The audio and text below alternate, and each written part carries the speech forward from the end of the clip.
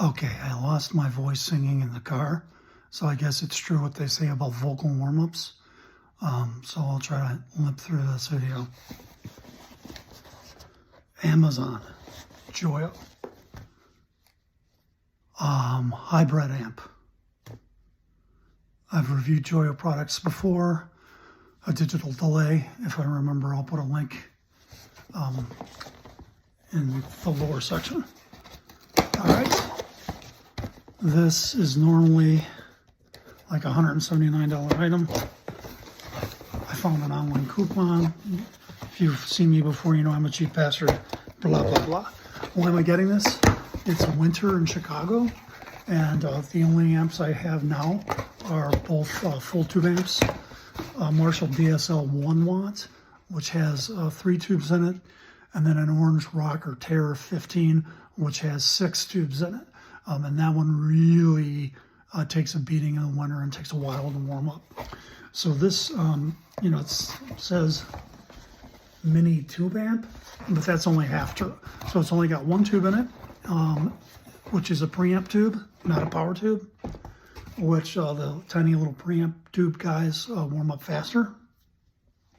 And it's half transistor, so I can, you know, bring this somewhere if I'm going to rehearse or play out and not worry about it having to warm up too much. And, you know, I wanted something to review for the channel. So I'm going to put this down. Don't worry, people, we're not getting randy here. Okay, let's see what we got. You know, typical Amazon packaging, nothing to write home about. Box looks pretty nice. The other thing to mention is, just like the Hot Tones that came out about 10 years ago, and I reviewed 2 or 3 of those, these are voiced differently. So there's one that's voiced like a Marshall amp. This guy is voiced like supposedly a Marshall amp. So I plan to do a head-on comparison in the future with this versus the Marshall DSL. We'll see if it's really voiced like a Marshall. Okay, so the other reason I wanted to get this is both of my amps right now are 2-channel amps, but they have either no EQ in the gain section or shared EQ. So what does that mean?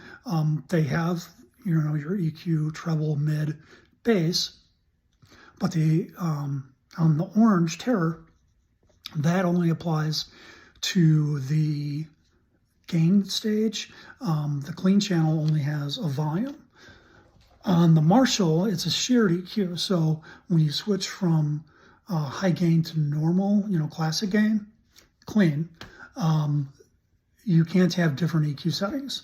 So this, I'm very excited about, is supposed to have 2 different sets of controls for each channel. So you can have different EQ settings on both the clean and the overdrive channel. So we'll see if that's true. Okay. Pretty standard packaging here. I mean, on the nicer side, but hey, very dainty little guy. So the red one is voiced like a Marshall. The silver one's voiced like a Fender Tweed because it kind of looks like that, etc. I'm not going to go through their whole lineup.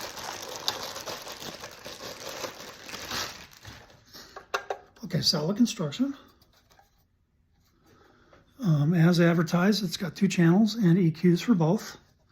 It's got Bluetooth, which is something my Marshall doesn't have.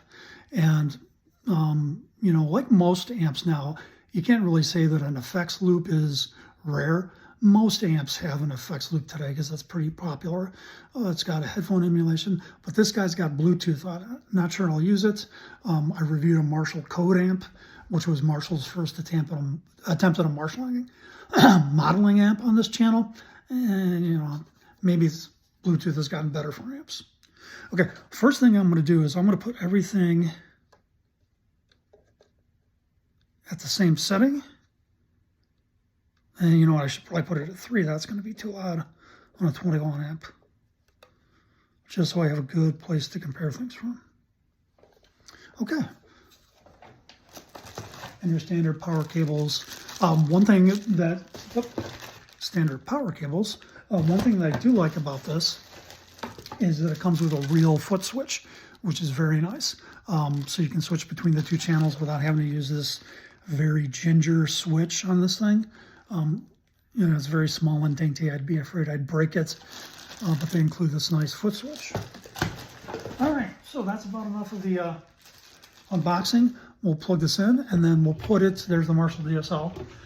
That's a actual real Marshall made in England. Last year they made them in England before shipping the manufacturing for their production line off to Vietnam. Now only their like custom shop stuff is made in England, so that's kind of rare. And then the head is just a standard used one made in Vietnam. So as you can see, just for comparison, this little filler is much smaller, and it should also work on my desktop, right? Which is another reason I got that.